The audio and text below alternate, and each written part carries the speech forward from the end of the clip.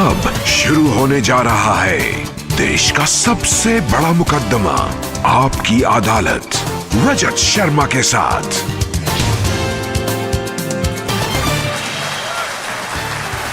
नमस्कार, नमस्कार। आपकी अदालत में आपका बहुत बहुत स्वागत है।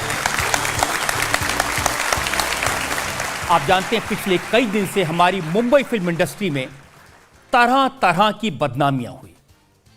किसने कहा कि मुंबई फिल्म इंडस्ट्री वाले नेपोटिज्म करते हैं, किसने कहा कि यहाँ ड्रग एडिक्शन है, किसने कहा कि यहाँ रंग को लेकर, कभी धर्म को लेकर। लेकिन इस अंधकार में एक चिराग ऐसा है जो जलता रहा। इस बदनामी के दौर में एक शख्स ऐसा है, एक फिल्म स्टार ऐसा है जिसको लोगों ने बहुत प्यार किया, अपना दोस्त समझा। कई जगह तो उनके मंदिर बना दिए गए। लेकिन जब लोकप्रियता बढ़ती है, नाम बढ़ता है, तो फिर इल्जाम भी लगते हैं, सवाल भी पूछे जाते हैं। तो please welcome real life hero Sonu Sood.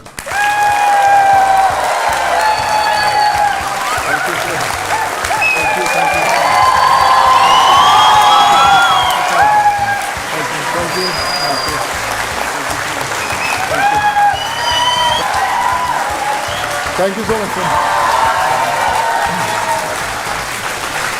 तो ये तालियां बजती रहें। मैं आमंत्रित कर रहा हूं आपकी अदालत के इस खास शो में आज के हमारे जज, राज्यसभा के मेंबर, जाने माने फिलैंथ्रोपिस्ट विक्रमजीत सिंह साहनी।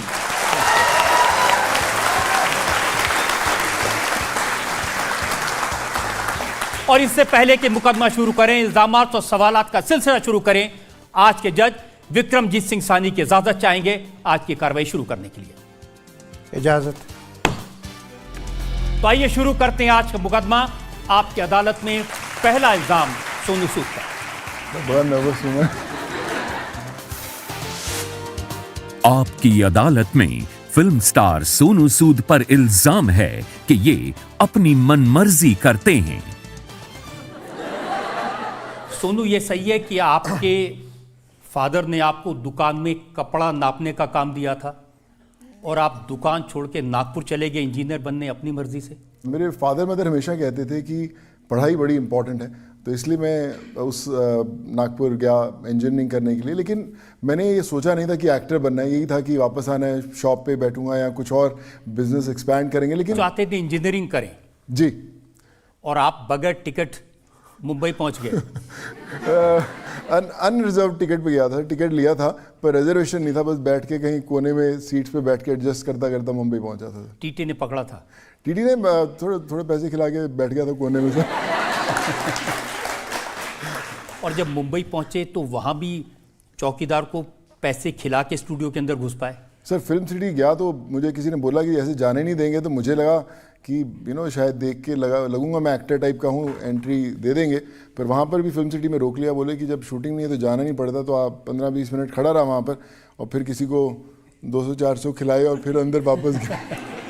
और मैं सर सेट पे गया और मुझे लगा कि शूटिंग कहीं चल रही थी, मुझे लगा कि मैं खड़ा हो जाऊंगा और कोई ना कोई डायरेक्टर वगैरह देखे, एक्टर टाइप का लगता है, उसको काम देते हैं। तो पर ऐसा कुछ हुआ ही नहीं सर। सारा दिन घूमता रहा शाम तक फिल्म सिटी में और फिर वापस आया और तब पहली दफ़ा रियलाइज़ हुआ कि ये जो मैं सोच कर आया था वैसे उतना इजी नहीं है, थोड़े धक्के खाने ज़रूरी है। और देखिए, मेरे पास आपकी 97 की एक तस्वीर है। वाह।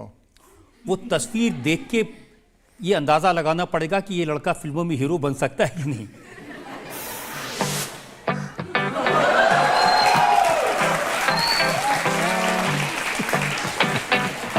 अब बताइए, देख के आप सोच रहे थे कि मैं हीरो बन सकता हूँ?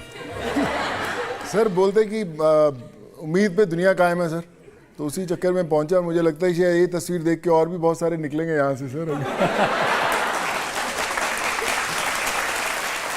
और फिल्मों में गए तो तमिल में, तेलुगु में?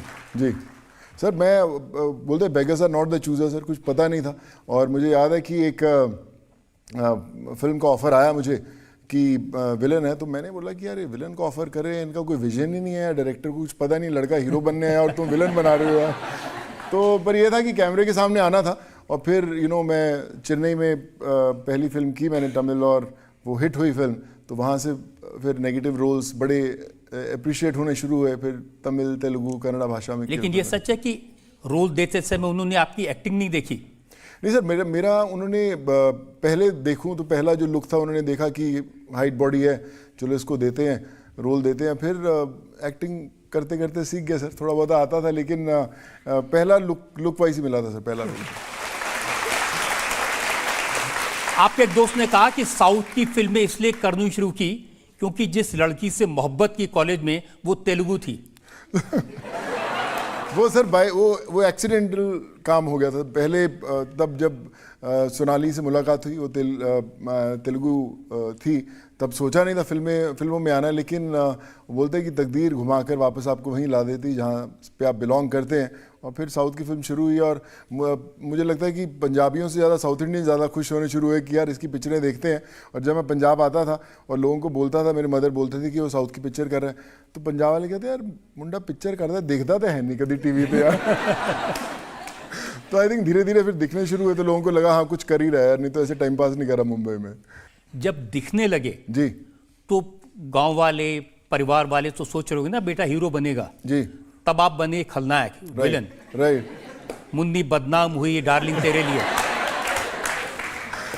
सर पहले जो अभिनव कश्यप जो हमारे डायरेक्टर हैं, वो मणिरत्नम की युवा में असिस्टेंट हुआ करते, तब उन्होंने मुझे हीरो के रोल के लिए चुना गया था पहले कि यार मैं एक करप्ट पुलिस वाले की भूमिका निभाऊंगा। उस समय दबंग लिखी जा रही थी, तो तब जब मुझे छेदी सिंह का उल्टा रोल मिला, जब सलमान ने चुलबुल पांडे का रोल ले लिया, तो मुझे छेदी सिंह का रोल दिया। मैंने बोला कि ये तो नहीं करूँगा मैं। तो बोले यार नहीं कर, तू अच्छा है, रोल है। फिर मैंने बोला कि मैं थोड़ा सा लिखता हूँ उसको, मैं थोड़े से डायलॉग वायलॉग्स ठीक करता हूँ इसको, और कोई लिखने का शौक था। फिर मैंने 2-3 दिन में पूरा स्क्रिप्ट लिखा, कुछ डायलॉग्स लिखे, और फिर सुनाया मैं कि अगर ये ठीक है तो चलता है। देन सेट कि नहीं तो आजा करते हैं, और फिर सर दबंग बन गई। तो आपने छेदी सिंह के डायलॉग खुद लिखे? मैंने लिखे थे सर, काफ़ी डायलॉग्स लिखे। मैं बड़ी फिल्मों में लिखता हूँ अपने सारे डायलॉग्स, क्रेडिट नहीं लेता, बट बड़े हिट डायलॉग्स मेरे लिखे होते हैं सर। तो मेरे को सलमान लेकर गए, कहते चलो हम लोग खाना खाने जाते हैं, वहाँ वाई में शूटिंग कर रहे थे हम लोग। तो सलमान बोला यार तू बड़ा लंबा है, तू गाड़ी में कंफर्टेबल तो है ना? तो मैंने बोला क्या ना सलमान, कानून के हाथ और सोनू सूद की लात दोनों बहुत लंबी हैं भैया। तो उसने बोला यार डायलॉग बड़ा अच्छा है, तो चलो पिक्चर में यूज़ करते हैं। फिर हमने अगले दिन वो डायलॉग यूज़ किया कि कानून के हाथ और छेदी सिंह की लात दोनों बहुत लंबी हैं भैया। तो मेरे सर ऐसे बन गई लाइन। और उस फिल्म का सबसे फेमस डायलॉग तो सलमान का था कि इतने छेद करेंगे। वो मुझे याद है, हमारा फर्स्ट डे ऑफ शूट था, मुझे लिखने का शौक था, मैं अभिनव के साथ बैठ जाता था। उसके अंदर भी जो डायलॉग कि हम तुम में इतने छेद करेंगे कि कंफ्यूज हो जाओगे सांस, उसके अंदर भी कहीं ना कहीं मेरी कलम चली थी। तो उसमें सर लिखने का शौक है सर, लिखवा लेते तो लिख देता हूँ सर। खलनायक के तौर पर जब आप हिट हुए जी, तब आपने सोचा कि अब रियल लाइफ में हीरो बन जाते हैं? मैं जब मुंबई आया तो बड़ी इच्छा थी कि अच्छे किरदार निभाएं, अच्छी फिल्मों का हिस्सा बने, कोई 100 करोड़ की बिजनेस करती, कोई 500। मुझे लगता था ज़िंदगी वो है। और जब कोविड आया और आम लोगों के साथ जुड़ना शुरू किया, तब मैंने पहली दफ़ा महसूस किया कि जो ज़िंदगी का सबसे इम्पॉर्टेंट किरदार था वो तो अब मैं निभाने का मौका मिला, जिसका इतने सालों से इंतज़ार कर रहा था, और ये ऊपर वाला डायरेक्ट कर रहा था। और आज भी सर वो फिल्म चल रही है, मैं चाहूँगा कि आखिरी ब्रेथ तक वो फिल्म चलती रहे, ऐसे ही ऊपर वाला मुझसे काम करवाता रहे और मैं ऐसे ही जुड़ता रहा। लेकिन सुनिए, ये किरदार निभाने के चक्कर में जो फिल्मों के रोल थे वो चले गए। मैंने सुना कि चिरंजीवी ने आपको फिल्म में पीटने से मना कर दिया, उन्होंने कहा इनको मारेंगे तो पब्लिक मुझे मारेगी। बिल्कुल सर, एक्शन चल रहा था। एक्चुअली सर 2 दौर थे। जब कोविड शुरू होने से पहले आधी फिल्म बनी थी, ऐसे 2-3 फिल्म थी, और जब कोविड के दौरान बंद हो गई शूटिंग और वापस आए तो इमेज बदल चुकी थी। और फिर जो हमारे एक्शन डायरेक्टर से हमारे एक्टर्स साथ में तो बोले कि यार हम मारेंगे तो नहीं, उसको लात मारेंगे तो गाली पड़ेगी। तो फिर कई चीज़ें रीशूट हुई, कई वापस री एडिट हुए, और साउथ में थोड़ी सी इमोशन लोगों की ज़्यादा रहती, तो उन्होंने बोला कि यार ये चलेगा नहीं, अगर इसके ऊपर कुछ गाली दे ली या कॉलर पकड़ने की कोशिश की तो फिर लोग पसंद नहीं करेंगे। तो वापस हमने रीशूट किए थे फिर पोर्शंस।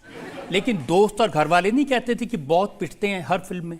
सब कहते तो थे पहले कि यार तू मतलब बॉडी शॉडी तो उससे बेटर बना रखी है, लेकिन पिटता तू ज़्यादा है। तो मैंने बोला कि मैं तो एंड में पिटता हूँ, लेकिन पूरी पिक्चर में मैं पीटता हूँ। तो एंड में थोड़ी सी पिट खाने की कोई प्रॉब्लम नहीं है सर। कंगना रनौत की फिल्म के लिए आपने बड़ी मेहनत की थी, कुश्ती के लिए बॉडी बनाई थी जी। जब फिल्म आई तो उसमें रोल काट दिया गया? सर उसमें सर कंगना दोस्त है, मैं वो फिल्म जब की थी, क्रिश डायरेक्टर थे उसके और शूटिंग पूरी ख़त्म हो गई थी। फिर जब कंगना ने मुझे कहा कि मैं चाहती हूँ कि वापस मैं वो डायरेक्ट करना चाहती हूँ फिल्म, तो मैंने बोला कि मैं देखना चाहता हूँ कि क्या है, क्या पिक्चर में जो करना है। जब मैंने देखा तो मेरे सीन्स दिखे नहीं मुझे, तो मैंने बोला यार ये तो फिर सही नहीं है, मैं दोस्ती भी है और मैं कर भी नहीं सकता, तो मैं अगर शूट करूँगा तो मैं जो ओरिजिनल डायरेक्टर है उन्हीं के साथ शूट करूँगा। अगर आपको करनी है तो मैं भी मैं हाथ जोड़ के निकल जाऊँगा फिल्म से। तो मैं निकल गया वहाँ से पिक्चर से। लेकिन कंगना ने कहा कि सोनू सूद में ईगो है जी, और एक विमेन डायरेक्टर के अंडर काम नहीं करना चाहते थे, इसलिए निकल लिए। मैं सर फराह खान के साथ किया था, जब उसने ऐसा स्टेटमेंट दिया तो फराह खान डर गई कि भैया मैं तो लड़की हूँ भैया, मेरा जेंडर मत बदलो आप। तो कोई फर्क नहीं, तो ऐसा नहीं है सर। जनता से जो लोग सवाल पूछना चाहते हैं। हम आपको हिंदी मूवीज़ में देखते आए हैं और आपने जो अपना करियर स्टार्ट करा है वो तमिल एंड तेलुगु मूवीज़ से करा है, और आप हैं पंजाबी सर जी। तो अगर आप अपना कोई एक डायलॉग तमिल तेलुगु मूवी का हम लोगों को बोल के बताएं तो अच्छा लगेगा सर। जी मुझे याद है सर, पहली फिल्म तमिल फिल्म थी, पिक्चर का नाम था कल्लड़गर। तो मुझे उन्होंने बड़ा एक लंबा सा डायलॉग दिया और कभी कैमरा फेस किया नहीं था, नर्वसनेस थी, नई दुनिया, नई भाषा, नए लोग, तो मैंने पूरा रट लिया था वो डायलॉग। और जब मैंने जाकर बोला तो कुछ डायलॉग ऐसा था कि साक्षात अंदे याने मुग्धन विनायक पेरुमाने करुणोदय कपतना वेरे मनसला नाम वेर करो तो देव निंदाए आगदा, तो समथिंग लाइक दैट। तो मेरे डायरेक्टर बड़े खुश हो गए, कहते यार बड़ा फोकस बंदा है यार तू, आई मीन खुद चल पड़ी गाड़ी से। एक तमिल तेलुगु तो ठीक है जी, चाइनीज फिल्में की आपने? चाइनीज़ की सर, चाइनीज़ की, अमराती फिल्म्स की सर, तो अलग अलग भाषाओं में मैंने पिछले की। चाइना में तो जैकी चैन ने बुलाया था, तो उन्होंने बोला कि एक दिन अचानक फ़ोन आया, मैं पंजाब में था और फ़ोन आया कि we are calling from Jackie Chan productions और we want you to do this film. और फिर सर पता ही नहीं लगा चाइना में एक कब फिल्म पहुंचे। तो मुझे नाम याद है, कुंग फू योगा, या कुंग फू योगा सर। लेकिन बाकी फिल्मों के नाम भी नहीं पता चल रहे क्या है। सर मुझे भी नहीं पता चल रहे। तो कोई चाइनीज में डायलॉग भी याद है? सर उस समय तो मैंने ना बड़ा सीखा था, मेरे को इधर मिलते नहीं चाइनीज, मैंने तो काफ़ी सीख ली थी सर उस समय बात करते करते। जैकी चैन जैसे नी हाँ ये सब बात करते थे, उनको कैसे बात करते वो भी सीख लिया था। फिर अभी 6-7 साल हो गए, सब छूट गया वापस, अभी उतना याद नहीं है, बट मज़ा बहुत आया था सर वहाँ काम करते। और सवाल कोई पूछना चाहते हैं? सर मेरा एक क्वेश्चन था, मैंने सुना था कि आपको बंगाली रसगुल्ला बहुत पसंद है जी, और बंगाली रसगुल्ला खिलाकर आपसे कोई कैसा भी काम करा सकता है, तो क्या ये सच है? बिल्कुल। मेरी सर रसगुल्ला कमज़ोरी है। कॉलेज के समय से जब हम लोग रैगिंग वैगिंग करते थे, मेरे साथ में बिहार के वाले बड़े लड़के रहते थे, तो रैगिंग में यही होता था कि क्या तू नया फर्स्ट ईयर का आया, क्या बोले काम कर 50 रसगुल्ला लेके आ। तो रसगुल्ला लेके आता, फिर हम सबको बांटते थे। वो आज भी है, बट ये है कि अभी प्रोफेशन हमें अलाउ नहीं करता और हम लोग खा नहीं सकते, तो इसलिए, बट स्टिल अगर बोलो तो कमज़ोरी है, उसको खिला के आज भी लेकिन कुछ भी करवा उन्होंने सकते कहा हैं। कि आपकी सिस्टर कहती हैं कि रसगुल्ला खिला के कोई भी काम करा सकते हैं, गाना गवा सकते हैं। सर गाना तो मत गवा दो। फिर लोग रसगुल्ला खिलाना बंद कर देंगे अगर मेरी आवाज़ सुनेंगे तो। इंडिया टीवी हर वक्त हर जगह डाउनलोड करने के लिए सर्च करें India TV news Google play store या ऐप स्टोर पर।